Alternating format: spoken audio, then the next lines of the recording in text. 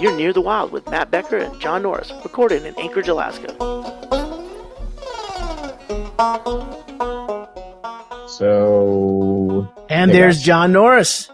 John Norris. Welcome, John Norris. How's the audio? Because I'm on my phone because I can't get internet to work anywhere in the world.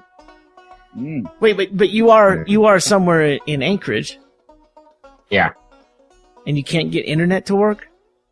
This is the reliable AT&T 4G network. Oh, so we're actually bridging technologies here. Yeah. And this should work unless I forgot to pay my bill, which I did. So it'll work for a while. So it'll work. Hopefully we'll get through this. Well, this is exciting because not only have we've folded in, unbeknownst to me, have we folded into the 4G network provided by AT&T, but we're also broadcasting from Chilkoot Charlie's, actually the Birdhouse with Matt Becker. Yep. Oh my God. It's official. This is the first official broadcast out of a new location. We decided the bus was a little cold. And this one has alcohol available, so it's even better. There you go.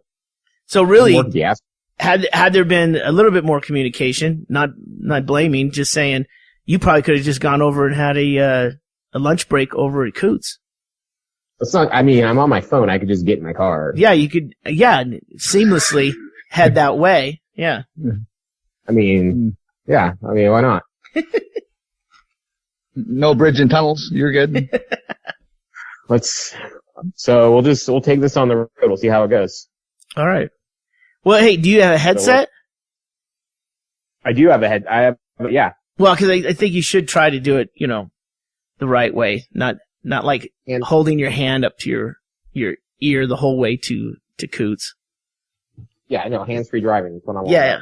I'm gonna pour some coffee. I just made coffee too. I am really into just taking coffee mugs into my car, but ones without lids. Ones without like a regular coffee mug. Yeah, like I have travel mugs, but I don't want to use them ever. So instead, I just put coffee in a regular mug and then I get in my car. I think it's maybe the thrill of like that it could spill at any moment. The problem with the mugs is that, or with the travel mug, is that 9 times out of 10, there's a small, just a little bit of seepage that ends up on your shirt or in your lap. Right? At least with a mug, I'm like extra careful and it's just all or nothing. Yeah. John, you know what I found? I found it, and you're going to find this weird, in Bisbee, Arizona, they had a thrift store. They had what was known as the Unspillable cup holder. And it has ball bearings and it's 2 separate silicone rings. And you put a cup in it, and it's like a Segway scooter. I think I could roll the car and it wouldn't tip. It's like a gyroscope thing. It's 100% space age shit. It was made in the, I think, early 80s. Based on the tagging and it's no still, UPC code. Should we replace the silicone rings since they are 30 years old? Or are they still good? I think they're the same ones used in the space shuttle. But it's amazing. It really is. You really can't tip it over. I was actually almost got in 2 accidents swerving, trying to cause the cup of coffee to tip. Road testing it. Yeah, because I don't know who you'd return it to this late in the game, but I wonder how many how many first responders show up at a car wreck and there's just nothing. Everything's obliterated. There's like 1 tire on fire and a bunch of bodies everywhere. And then they have that cup, still just warm coffee inside. Like not steam, just sitting there. Just steam rising off the top. It's like not a drop. And then the EMT stands there. He looks around both ways and it's good. Ooh, pumpkin spice. French mocha. Ugh. Pumpkin spice will kill you. So I'm in the middle of the 40-hour film challenge, but this is kind of the low period where there's not much going on, except the judging happens tonight. We're going to watch all the films with my panel of judges, and they're going to pick the winner. How many judges? I think I have 7 judges. Okay. And what are you looking for? Party. What are you looking for, John? I tell the judges just to rate the films on how much they like them. That seems to work out pretty well, and it kind of evens the playing field, because there's a lot of people that are like, professional or semi-professional filmmakers, and then there are other people that just have their iPhone and a couple of friends, so you can't really judge it too harshly on how things look. But, if you like the film, despite how it looks, you should get some points for that. What's the format? What format do you have to put in? Of the judging or the film? The film. The films, so we had 22 teams make films this year, and they all actually finished their film, which is like the first time that's ever happened. So each team had they could make a 6-minute movie, and the prompts this year were they had to use the line, "Ooh, that burns," and then they had to have the number 6. And then I assigned to each team a title for their movie based on a song by Kiss. Oh my God. So, yeah, it's pretty great. That hurts. 6. There's Love Gun. The Oath. That's my favorite. It's my favorite Kiss song. The Oath? Yeah. Never heard that one. It's from a soundtrack. I just found it. I never heard it either until like a week ago. And it's already number 1 in your book? Yeah, totally. Well, Strutter, I like favorite. Maybe Strutter. No amount of incubation time there, huh, John? Just all of a sudden you find this song. Boom. It's the best. It beats You're one of the judges in this thing? It beats Detroit Rock City and Beth, like automatically. Strutter, Cold Gin. I like Cold Gin. But Strutter and Love Gun. Love Gun's just incredible. Just the opening, like, first 10 seconds, they get you pumped up. That's how I start my day. No, I start my day every day religiously with Lick It Up. That makes sense, actually. I've watched, like 90% of the film so far, so there's still a couple I haven't seen. But there's some good ones. Like, there's one guy I know just put it all out there, and by all out there, I mean his dick. He's just got his giant floppy dick out there. So. Is there a problem with, nudity in the 48-hour film challenge? Not for me. Or do you have a problem with, with male nudity? Chicks, I don't have it all day long. No, I don't have any problem with, any of the nudity. I'll take what I can get. I just want to see some skin. But, it's questionable though, because it's not, at first, I'm not even sure it's really his dick. It might just be like a really realistic prop dick. Oh, like a Marky Mark. Yeah, but I can't be sure, because it's very realistic and it's very floppy, so I'm not even sure who that would appeal to. Well, maybe it was tied to the title, God of Thunder. you may have created this yourself. Their title was I Was Made for Loving You. Okay, there you go. So yeah, also fits in nicely with our sex robot ongoing discussion. You know what? It's been nothing but just all over the news, and we got to change the topic, but I'm telling you, this podcast is slowly becoming just a sex robot. Yeah, just a weird technical show.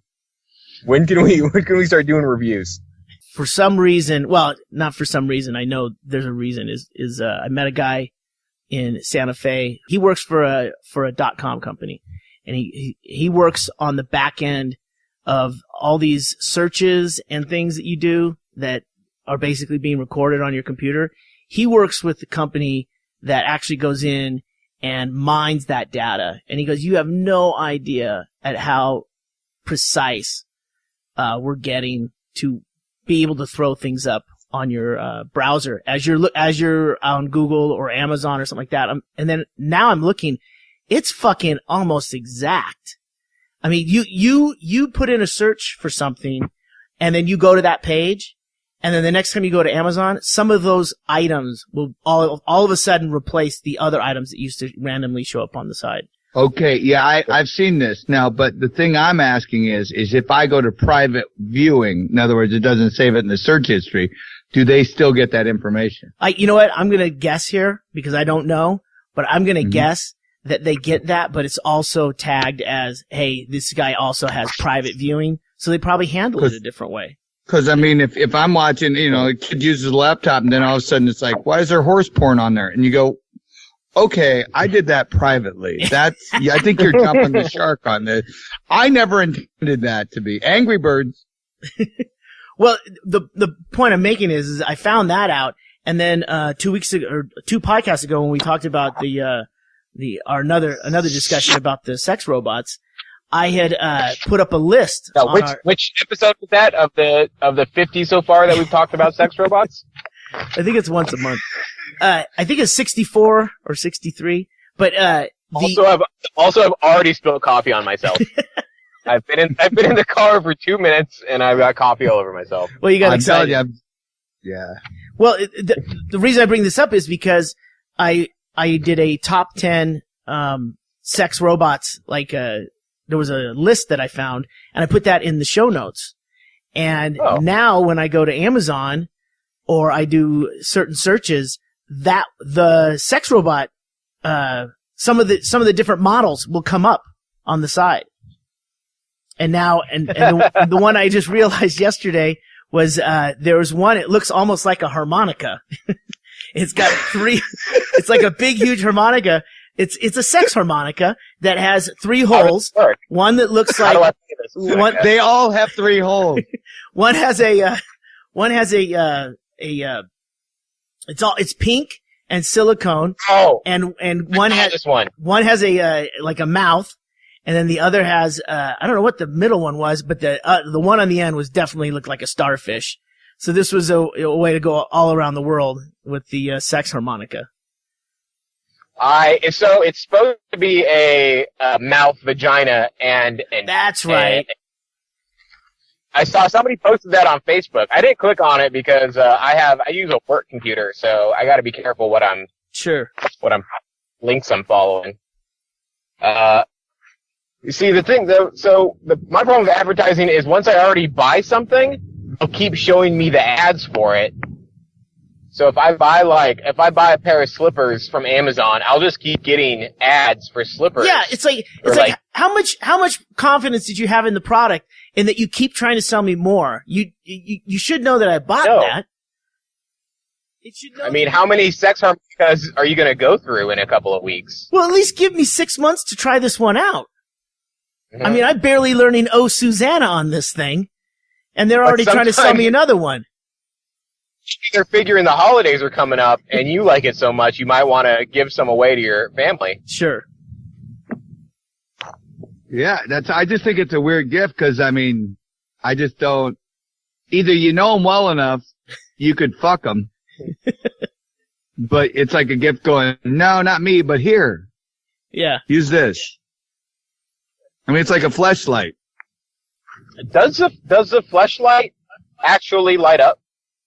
Does anybody know? Oh, is it practical in that it is a flashlight and it's it's a passive sex robot? I don't know. I have I like the Alton Brown rule in the kitchen where you don't buy anything that only does one task. You have to have multitaskers. Like a egg slicer. It's like, what else are you going to use that for? Mm-hmm. Yeah, and then what if you just like the kind of light that a flashlight throws? That you don't even use the screw off end, so to speak. It's a nice soft light when you're looking for a screwdriver in the garage. Oh no, there's a switch on it. You can make it a hard light too. Can you adjust the size of the light? Yeah, I think you rub it. It really focuses. There's a touchpad. Yeah, that's where the robot thing gets creepy. Then now we're putting too much thought in it. Well, now it's in the news. Well, it's because it keeps popping up on your servers. See, it's not really. I realize the reason is we've all searched it now to talk about it, and now it keeps popping up. We keep Now that's all talking we about get. it. Now That guy in Silicon Valley, he's 100% on base here. We need to look up like something else. like Clear canoes. canoes. Oh, that's probably not going to work. Wait a minute, sex canoes? What? The canoe that's the name of my new sex robot that I'm programming. The canoe? Yeah. It's just got a little guy in the boat. Just John paddling alone. Trying to bail. It just goes in circles. Alright, so what else outside of the world of sex robots is going on? Well, I wanted to ask, John, I had a question for you. I know you're doing the 48-hour film challenge there, and you've been my closest connection to movies in a long time for questions about production and stuff like that. Product placement. I see that all the time. Everyone sees it. Everyone knows what it is. Does that work, do you think? I think it does. It probably works. I don't know. I guess, it must work if all these companies are paying the amount of money they're paying, because they pay millions of dollars. I know the Transformers movies, I know that they keep making them, but when they first came out, they had a big product placement deal with General Motors and the Army. The U.S. Army did product placement in the Transformers movies. Yeah, but so, how much does GM, what kind of upside do they get from advertising in Transformers? Didn't they have the car, though? I guess. Didn't they have the car in Transformers, the Shia LaBeouf's fucking... LaBeouf?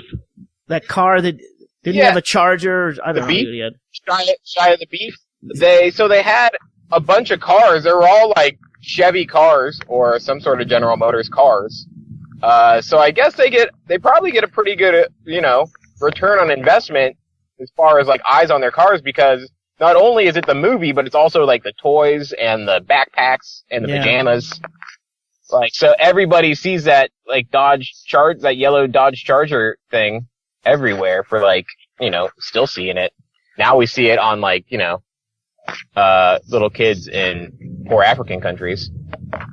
That's when you find out that there. the campaign or the idea didn't work, is when you go to a third world country and you see it on a T-shirt. Hello? Hey, this is Chaille. John's phone cut out, so we just decided to wait until he got to Coots, and then met up with Becker in the birdhouse. And that's where we're going to right here. All right, here we go. Hey, Chaille. Hey, John, you made it. I made it. This is good, huh? We dropped off somewhere when I was talking about product placement, Transformers, and stuff, and it doesn't matter. Yeah, LaBeouf. Yeah. I don't know. Have you guys been following Shia LaBeouf, who's he still gets in bar fights and gets arrested every weekend? Would you hear why he got arrested? He got arrested because the police told him, quit jaywalking in front of us, in front of a cop car. And he goes, no. And he stopped doing it. He's that dick friend. You go, I'm not with him. Yeah. We came together, but I'm taking a bus home.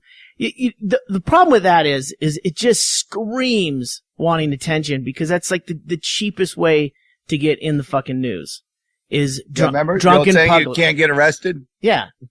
But drunk in public is that's the easiest one for a celebrity. They just go down to a Chili's and refuse to pay for the food, or get drunk and fucking take a swing at a server.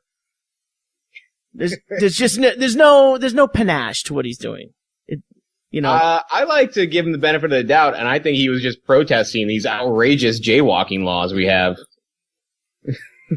I think the beef is a social justice warrior. Well, shoes for the people. A jaywalking fine is basically the cop telling you, in the only way he can at that point, is that I just want to fuck with you, but you obviously were doing something that he didn't like, and he couldn't write you up for being an asshole, so he writes you up for jaywalking. Because they just let that go, right? Yeah.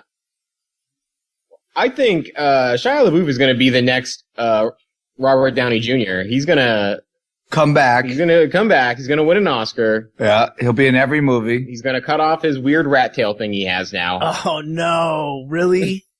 Yeah. Oh, man. He's jumped the shark. I heard they're going to remake Waterworld with him. Yep. He's going to play the little girl. That'd be great. For him to really come back, he'd have to remake The Postman and make that good.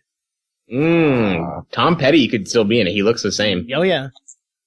That would be the crossover. He'd be the one guy.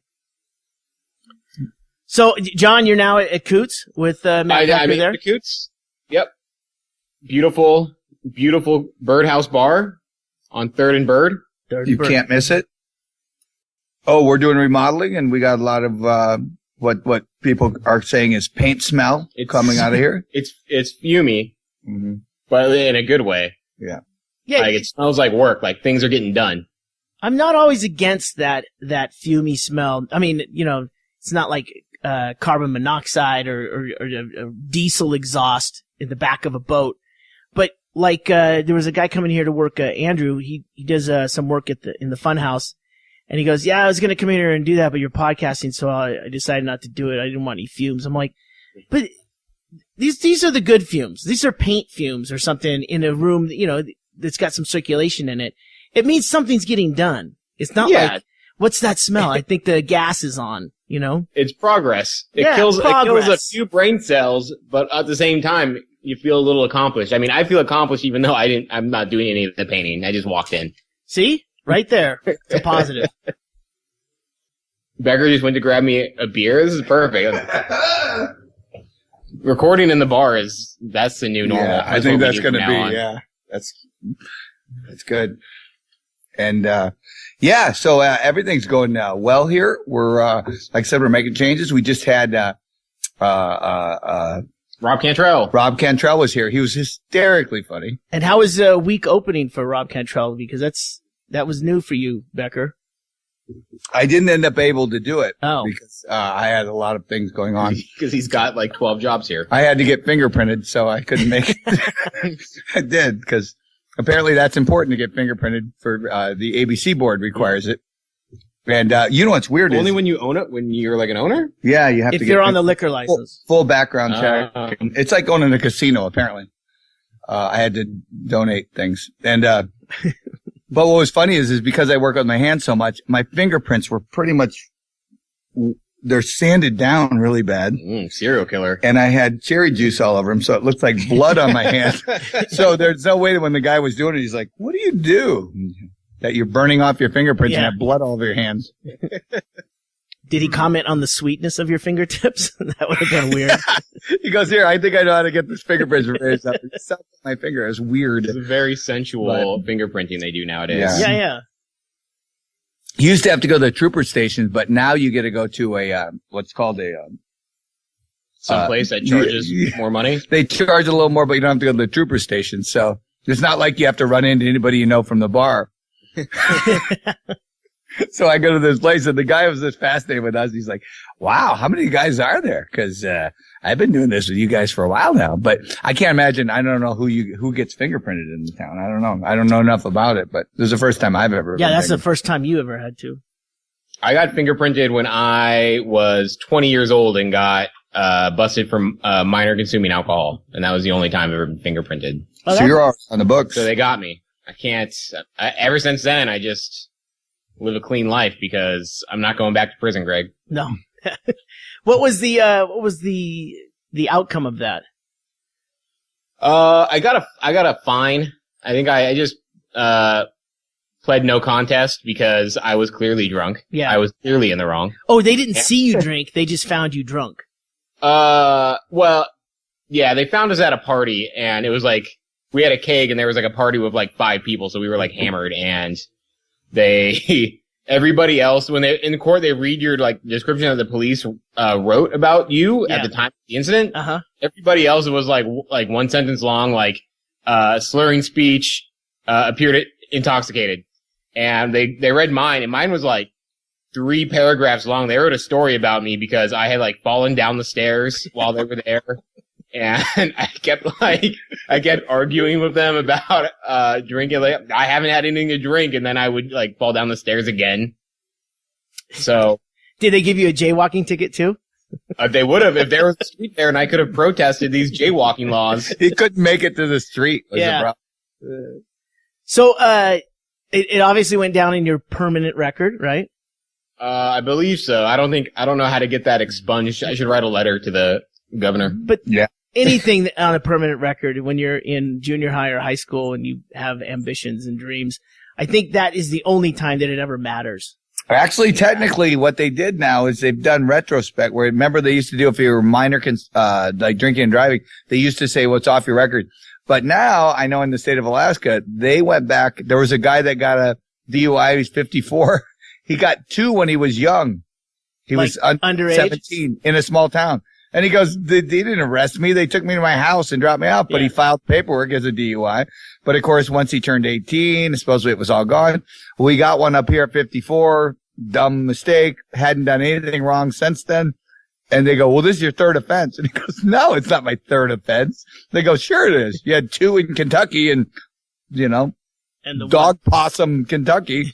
And, the family tractor. By your uncle arrested you twice and now you get your 3rd offense. And the guy goes, I could lose everything. This is crazy. And they're like, nope, that's the law. Everything you've had in your entire life from cradle to grave. Which is really funny because when they said, hey, you've already had 3, and he says no, it's been at least a dozen. Yeah. I mean, come on. He's been caught 3 times. The worst part about mine was I had to go to this, like, they call it a monitoring service, where you walk in and they ask you, if you've been drinking and you say no, and then they say, okay, here's a bill for $300 and you have to pay that bill every 2 weeks for like 4 months. That's it. All they do is ask you if you've been drinking and you lie and then you walk away. So it's good then. So it works. I guess. Yeah, it sounds like it worked. Well, see, I just read the article and I didn't know this, but did you know that girls 18 used to be able to drink? And it was 21 for boys in the 40s and early 50s.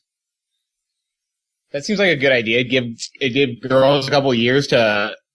Well, they said girls were more mature get than better. boys were, so they let them in the bars. But then that created awkward dating scenarios. Oh, that seems like it was that's a bullshit thing though. Like they're more mature, so we're gonna let them drink. The old guys who were making these rules wanted young girls in the bar. They threw the law out in 1955. And That's how long it took. were they even checking for IDs in 1955? There were a paper ID, remember? They were typed and it had like hieroglyphics on it. I have my baptism certificate. Does that get me in? There's some dude in some county like, this is Bobby Ann. Sure, she's 15, but she's very mature, so I take her to the bar and it's all cool. My dad used to have a trick when he was underage, drinking in the bars, and this is like in the 30s, right? No, 40s. He would go in as a teenager and he would order a whiskey soda or whiskey rocks. 'Cause no fucking kid his age would go in and order whiskey. They'd all order a beer or something that they would actually drink, and he would sit there, he wouldn't even fucking drink it. You know what's funny? What? As I knew an old time bartender guy in California, and he said, you don't even need to check IDs. He goes, first you look at them if they look young. Next, he said, the only thing you have to go by is if they order something disproportionate to their age. Yeah. And he said, yeah, can I get a Harvey Wallbanger? He goes, yeah, give me your ID. He goes, that's what your grandfather drank in, Jackwad. Let me get a grasshopper on the rock. That was up in Big out. Get out. Yeah, that was that little bar up in Big Bear. And it was really funny. The guy goes, oh no, you can tell. And he goes, the other thing is, he goes, if they go to the bathroom right when they come in. Oh, they go right to the bathroom. They come back. Go right to the bathroom. He goes, yep, got your ID? Do they go to the bathroom and just look in the mirror and talk themselves into it? Yeah, they go, I can do this. I can do this. Paint on their mustache. It's coming in. I always thought it was, they'd go in and hopefully the bartender didn't see them. They went to the bathroom and then they walk in from the opposite direction of the front of the house. So they think, oh, this person's already been in here. mean, that's one way to trip them up is to get them on a changing shift or someone who is just coming on and it sees you have a drink that's finished in front of you. They might think that the other bartender served you. You know, there's little tricks, right? Yeah. But I didn't know. Or you walk in and you just look at the bartender and go, "You and Evelyn still married? Good for you." Anyway, I'll have my usual. And then just turn your back to him. When I worked at La Bodega, the beer and wine store here, and liquor store, all around store. In liquor stores in Alaska, you have to check everybody's ID, no matter what. It's just 100%. One shop stopping. Yeah. And it's right next to a hotel, and there were these Russian guys that were here for like months, and they would come in every day I worked. They would come in, and they would just like lose their shit every time I'd ask them for an ID, and I would get berated in Russian for like 5 minutes, and then eventually one guy would show me his passport, and it'd be the end of it. But this happened like 3 times a week, so, and they'd buy like a 6-pack of beer and 4 bottles of vodka. And they would just come in and yell at me about the ID laws. Wow. What great stereotypes in a country that's known for ID laws. But you know what? It's like, who's more dumb here? The Russians who think John's dumb for not recognizing him 3 times a week, or the Russians who like can't put it together that there's just a law that requires 100% check. You know what I mean? They hate our laws. Yeah. I mean, they're laughing at you, you're laughing at them, and you're both getting angry for nothing. We're all drunk on vodka. Yes. Yeah, Russians always have that. They have that. I mean, the women are cold and the men are hot. That's just weird. I mean, I'm not asking you to mail order your youngest daughter here. I just need to see your ID. How'd you get in this country? That's what I want to know. Yeah. What's the drinking age in Russia? Do you know? Fucking 7. Is there one? I don't think there is one. 7. How would the kids go to sleep if they had a drinking age? We probably have a bunch of Russian listeners that hate us right now. Yeah, Oh, yeah. well, no, I mean, it's a misunderstanding. They hated us already. Yeah, when I grew up, we were to hate the Russians. We remember all the things they told you to Russia does this and that. And then they probably said the same shit about us. And now they come here and they go, fuck, they weren't lying. They really do check your ID every fucking stop. Fuck, I thought that was a myth. That's somehow responsible for the decadent Western civilization lifestyle. Checking IDs. Hey, Somehow we're not the greatest place to live because it's convenient.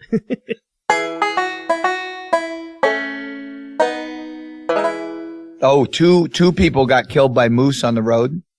We're getting in a time of year when it's dark out, and the moose apparently have been just standing on the road. Yeah, they have a death wish. These moose, I don't know why. There's forest all over the place. I don't know why they're crossing the street to get into more forest. Yeah. But a motorcycle hit one the other day on. These were traffic accidents. It's not someone getting Yeah, stomped. fatal. 2 fatal accidents. And the first thing people write is, why doesn't the news say how the moose was? And I go, because the guy died, you jackass. The internet should be just shut down. I think we should shut it down. Yeah, comment sections are awful. I don't know. Life was so much better when I didn't know what everybody else was thinking all the time. Your thoughts were probably worse, but you had no way of confirming them. I don't know. Like, I think the internet just makes people just say dumb things immediately because they think there's some sort of race to be the first person to comment on a news story. So they don't think what they're going to say and they just type the worst shit ever every time. Yeah. And just like every time there's a shooting, even if it's a justified shooting, like home burglary, and they shoot the burglar and then somebody write, welcome to Lost Anchorage. It's funny every fucking time. Every time. And I think we need to just get a group of people together and just berate them every time they post it, and we'll just weed them out like you would a cockroach or something. That should definitely be the banning process. Mm-hmm. Or maybe every time they post that, we just somebody posts their address right underneath it, and we all just egg their house until they move away. You're judged completely by your worst post. Oh, see, I wonder if you get to heaven. What if they go, you know why you're going to hell? And you go, no, why? And they go, February 14th, Valentine's Day, Facebook. You go, really? That's it? That's what I did? Valentine's Day dick pics. I'm trying to think back. I don't know what my most embarrassing post would be. I think there's some good ones in like my very first tweets on Twitter. Or drunken ones. Those would probably get me fired. Yeah. Or banned. Yeah, see, I'm still at that point. Like I said, I got fingerprint last week, so I'm still Twitter quiet. But there'll be a day when I will attack Twitter with all the vigor and fun that is expected. And I notice they're laying people off. I wonder if they go on Twitter and talk shit. Who's laying people off? Twitter. Twitter's laying off 10% of its work staff. Really? Yeah. But I wonder if they go on their accounts and they go, oh, fuck yeah. And then they run out of room and they're like, fuck, I should have worked for somebody with more letters. So what's coming up at Coots? We've got a lot. We got Flip Schultz coming up here in about a week. We got Halloween coming up. That's going to be a boondoggle. And that's not, that Halloween isn't just at the bar, that's everywhere, but it's especially good in the bar. Yes. We have a full show this year, and I'll be decorating the outside of the bar, and it'll be amazing. We have a lot of surprises. Don't worry, people. We have surprises. Greg, maybe you can send up some pregnant fake cadavers. Greg sent me that baby head. I've had nothing but fun with that. I wear that. I keep it hidden inside my jacket. You know, I have crap hidden in my jacket. I keep it in the back. Folded up? Like, yeah. Along with, in the back. So no one knows you have it for the first 8 hours you hang out with them. Yeah. But when you come out of the bathroom with the baby, man, the Cubs won. The Cubs won. Wah! Kills every time. It's the greatest bar bet ever. Oh, you lost the pool because you made the 8. Not the first guy to cry over an 8-ball. Yeah, my brother's coming out this week, and he's sending some stuff out. So I don't even have all the stuff together for the front of the suicide house yet. But we're recruiting people. Still call it the suicide house. Yeah. I'm waiting for someone to complain about it, and no one does because it is exactly. They know exactly what I'm talking about. No, it's like calling it, you know. Does everybody in Bisbee call it the suicide house? Well, I can say that to anyone in Bisbee and they know what I'm talking about. They might not use it because they have a bit more decorum, but I live there, so. I lived there. There was an opening when I got in there, yeah. Well, it's not like I'm calling someone else's house, their pride and joy, a suicide house. I'm calling the place where I live the suicide house.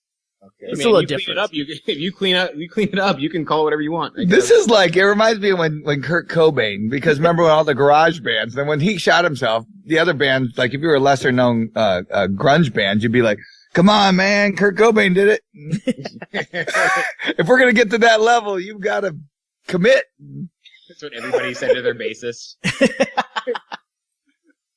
Well, no, the bassist usually has like the van. He has another job in the van, not just playing bass. So you usually need him. You probably get rid of keyboardists. 4 strings and a microphone. Well, you could break it down, get down to a Rush level where you got the guys doubling up on instruments. You could sacrifice one dude. There's always one guy who's gonna quit anyway. Usually the drummer. Remember, yeah, and you constantly try to hang on to him. Come on, just one more week, and they're like, just fix it. I saw a show with the band. I think the band was Islands. I saw them at a bar in Austin, Texas, and they did this thing where they would just like rotate around the instruments, like in a circle. They would all just like every song they'd move to their left. In a couple songs, they would like rotate instruments like in the middle of the song. And I think I think the song got shittier, but if you drink enough, it was a pretty cool thing. Well, no, it took the pecking order out. That's like Blue Man Group. You can't be a dick in the Blue Man. Like, I'm the lead Blue Man. They go, fuck it, fire him. Get a new guy in latex. Nobody knows who the fuck you are. If we all looked exactly the same, we would. Exactly. Jonathan couldn't get away with this kind of shit.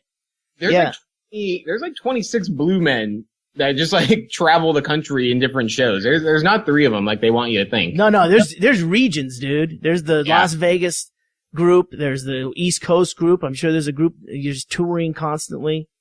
When they were up here, I got to interview him, and this dude walked up to me. He has this like big like he had a huge Jewish afro. This big tall white guy, and he's like, "You John?" I was like, "Yeah, who are you?" He's like, "Oh, I'm the Blue Man Group." I was like, "Fuck you! No, you're not. You liar!" He's had the biggest hair ever. And then I saw him like an hour later, and he was just like bald cap and completely blew himself. I mean, I didn't think Blew himself. I didn't think they were blue all the time, but I was shocked by the hair. It just looks like it's like wet frosting. It doesn't, because it's got a shine to it. It's like grease paint or something. Yeah, which is Yeah, like, didn't but they it's stop really- using that in the 40s or something? It's a latex. Isn't that what almost killed Buddy Epson? No, that was the paint that they put on Silver. him for the silver paint. Yeah. But yeah, the blue, I don't know what the blue is that they use, but they do use a shiny blue rather than a Smurf matted blue, Oh, yeah. which might be the reason why. Yeah, they have a high turnover. But, Smurfs? yeah, Why they can't ever do an encore. They got to get that shit off of them as soon as possible. thank you. Good night. That's gotta suck. Like every night if you had to put on like body paint to go to work 5 nights a week. Well, you know what else sucks? Being a drummer who makes like $30 a month in New York City. That's true. Yeah. Constantly changing disguises so you don't see your landlord. I wish you were in the Blue Man Group, you loser. You got a cable shirt on. I'm trying to find him too. Jeez. When's this guy ever home? Yeah, I don't know. I just think it'd be funny if it, cause, we had a Daft Punk, cover band, I guess. Cover Daft Punk, group. the group, the DJs, right? Right. But it was a cover of them. It was impersonators of Daft Punk. Okay. And they sold merch. And it was the funniest thing I've ever heard of. I was like, you're not even not you. You're selling merch of the idea of you, not you. I don't know what it was. That is some deep. That's like, I don't know. That's deep. That is. I don't know what your return policy. I mean, could you imagine buying a shirt there and then going up to Daft Punk going, can you sign it? And he goes, fuck no. And he's got a huge afro and he's a white dude. I like the idea of a cover DJ. It's like I play other people's music, but in the style of this other guy that plays other people's music. It's like, we're almost hit rock bottom. It won't be long before it's just an iPad to hit play on. It's like one long infinity mirror. You just keep looking back further and further. There's another guy willing to cop someone else's fucking success. Yeah. It's like the old waterbed fucking mirror in the back where it just on and on. On and on. Until eventually it's a sex harmonica that also has a shuffle setting. That's what I'm looking for. And yeah. All right. It's been another episode of Near the Wild, but this time I'm Matt Becker in the birdhouse in Chilkoot Charlie's in Anchorage, Alaska. I'm John Norris. I started in Muldoon, and now I'm all the way here at the birdhouse. What an adventure it's been. And this is Greg Chaille, still in Bisbee, Arizona, looking for my sex harmonica. You've been listening to the Near the Wild podcast with Matt Becker and John Norris, recorded in Anchorage, Alaska on Matt Becker's backyard bus. Engineered by me, Greg Chaille.